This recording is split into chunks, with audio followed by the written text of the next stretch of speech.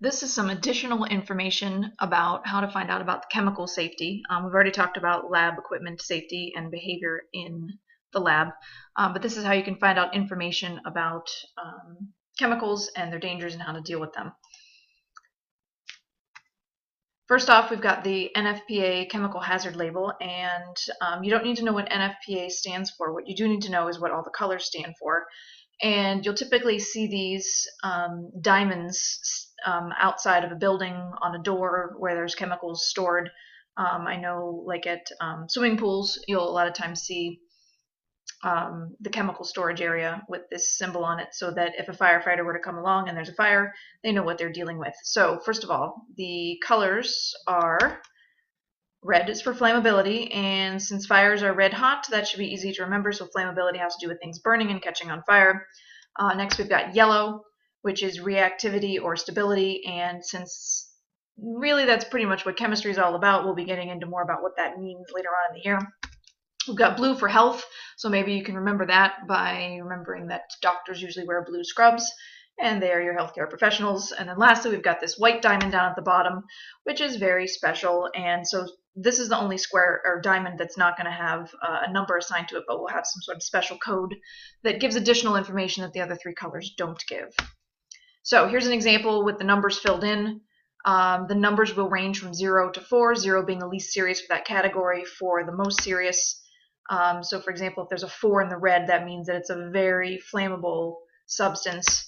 If there's a 0 in, let's say, the yellow, then that would mean that the substance is stable. So it means it's not just going to start reacting when, when it comes in contact with air or with you or whatever. This is an example for a chemical called diborane. It's nothing you have to have memorized, just to show you an example. Here we can see the special white one is filled in, and the no W means avoid water. So obviously, if a firefighter saw this sign, they would not use water to put out the fire. They would use something else.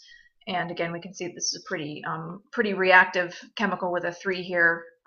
It's very flammable, and it's also pretty dangerous to your health. So this would be something to really look out for, whatever's being stored, or this diborane being stored here. If you want some additional information about the chemicals beyond the NFPA diamond notation, looking at the label, so like the labels of the chemicals in the storage closet would have these types of labels on them, gives a little bit more detailed information about, giving us the name of the chemical, some alternate names, and tells us about if there's health issues, what organs does it affect? So it would be dangerous for your eyes, your skin, for your respiratory system, your nervous system, etc. So it's basically pretty bad. Tells you some ways to protect yourself, and also gives us some ways to deal with what happens if we are exposed, what happens if there's a fire with it, what happens if it leaks or spills, etc. Okay, so here's a little quiz for you. Which chemical, A or B, is less reactive? So taking a look at the reactivity. And then which chemical, A or B, poses a greater health risk?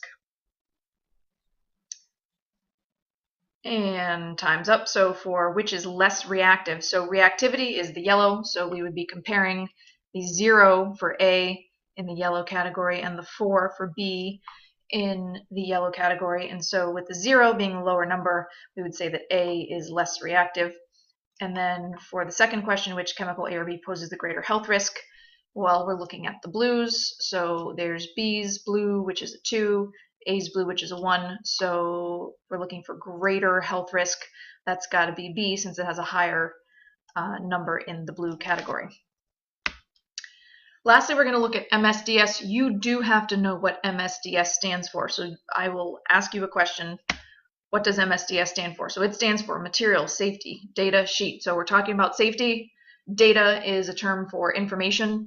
And we're talking about materials.